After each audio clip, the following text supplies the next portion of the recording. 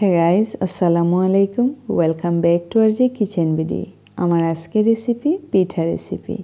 আর এই রেসিপিকে আমাদের সিলেটি ভাষায় আমরা বলে থাকি নুনের বড়া অথবা হলুদ পিঠা। অনেকেই বলে থাকে নুনের সন্দেশ অথবা নুন গড়া পিঠা। তাহলে চলুন রেসিপিটি দেখে নেওয়া যাক। আমি প্রথমেই চুলায় একটি হাঁড়ি বসিয়ে দিয়ে দিচ্ছি প্রায় 3 কাপ অ্যান্ড হাফ কাপ পরিমাণ পানি। পিঠা আমরা সবাই বানাতে পারি, কিন্তু এই পানিটা আমি পরিমাপ করে দিচ্ছি শুধুমাত্র নতুনদের জন্য।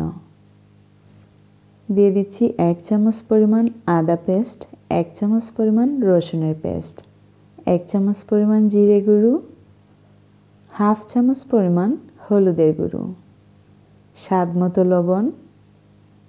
ঠিক এখন দিয়ে দেব সেদ্ধ করে রাখা মসুরের ডাল। এইখানে প্রায় 1 কাপ পরিমাণ ডাল আমি আগে থেকেই লবণ দিয়ে সেদ্ধ করে রেখেছিলাম। ঠিক এই প্রসেসে আমাদের পিঠা বানালে অনেক সুস্বাদু হয় খেতে। চুলার আগুন হাই ফ্লেমে রেখে সামান্য জাল ওঠার পরেই দিয়ে দিচ্ছি পেঁয়াজ পাতা। এই পেঁয়াজ পাতা আমরা সবাই জানি, পেঁয়াজ পাতা সবসময় আমাদের হাতের কাছে থাকে না, সেক্ষেত্রে অবশ্যই 1টি অথবা 2টো পেঁয়াজ কেটে ইউজ করতে পারেন। এখন পানি জাল ওঠা অবধি নাড়তে থাকবো। পানিতে ঠিক এইরকম বলক ওঠা শুরু করলে দিয়ে দিচ্ছি চালের গুঁড়ো। আমি 3 কাপ অ্যান্ড হাফ কাপ পরিমাণ পানির জন্য দিয়েছি 3 কাপ পরিমাণ চালের গুঁড়ো। ময়দা অথবা চাল দিয়ে আমরা যে কোনো সময়ই পিঠা তৈরি করি, ঠিক এই প্রসেসে চেষ্টা করবেন পানি হাফ কাপ পরিমাণ বাড়িয়ে দিতে। আর এই প্রসেসে করলে পিঠার খামির অথবা কাই খুবই ভালো হয়। তাতে করে কোনো চালের গুঁড়ো অথবা ময়দা মেশানোর কোনো দরকার পড়ে না। সামান্য একটু ঠান্ডা হওয়ার পর মথে নিয়ে আমি ঠিক এই রকম 3টি গুল্লা করে নিলাম, দেখতেই পাচ্ছেন।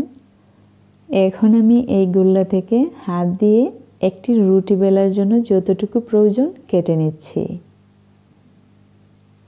রুটি বেলার জন্য যে অংশটুকু আমরা হাতে নেব, ঠিক সেই অংশটাও খুব ভালো করে মথে নিতে হবে।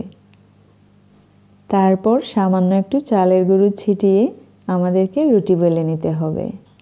দেখতেই পাচ্ছেন, যে কোনো শেপের রুটি হোক তাতে কোনো সমস্যা নেই, কারণ আমরা এই রুটি থেকেই আসল শেপটা বের করে নেব। দেখতেই পাচ্ছেন, যে কোনো কিছু দিয়ে আপনারা আপনাদের পছন্দ মতো শেপ করে নিতে পারেন।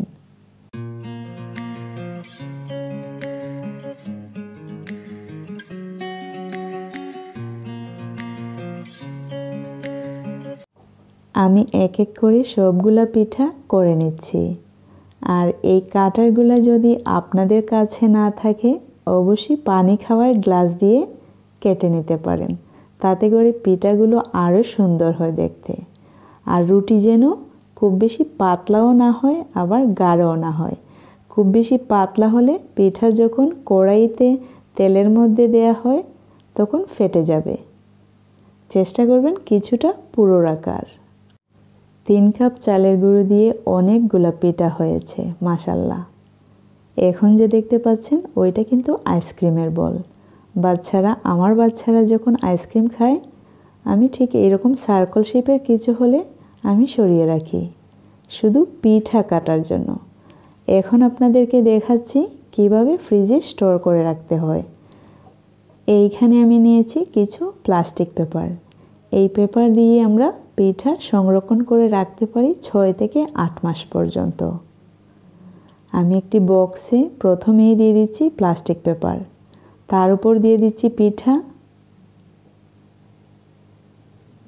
আবারও দিয়ে দিচ্ছি প্লাস্টিক পেপার এবং প্লাস্টিক পেপারের উপর আবারও দিয়ে দিচ্ছি পিঠা। দেখতেই পাচ্ছেন, ঠিক এই প্রসেসে আপনারা বক্স ছাড়াই ডিপ ফ্রিজে রাখতে পারেন। 6 থেকে 8 মাস পর্যন্ত ডিপ ফ্রিজে সংরক্ষণে রাখতে পারেন।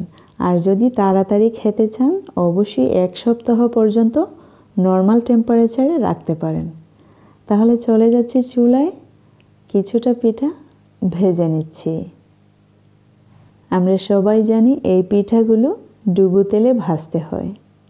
যারা আমার সাবস্ক্রাইবার তাদেরকে অসংখ্য ধন্যবাদ এবং যারা আমার চ্যানেলে নতুন প্লিজ সাবস্ক্রাইব মাই চ্যানেল এবং পাশে থাকা বেল বাটনটি ক্লিক করে অল দিয়ে রাখবেন যাতে আমার পরবর্তী রান্নার রেসিপিটি আপনার মোবাইলে চলে যায়। তাহলে দেখতে পাচ্ছেন আমি এক এক করে এখানে 4 শেপের পিঠা বানিয়েছি। আমি প্রতিটা শেপের পিঠা 6 থেকে 7টি করে ভেজে নিলাম। সবগুলা পিঠা হয়ে গেল।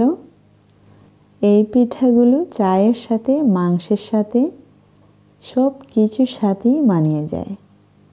আমার এই রেসিপিটি ভালো লাগলে একটি লাইক করবেন, বেশি ভালো লাগলে সাবস্ক্রাইব, আরও বেশি ভালো লাগলে অবশ্যই নতুনদের সাথে শেয়ার করতে ভুলবেন না। See you in the next video. Till then bye. আল্লাহ হাফেজ।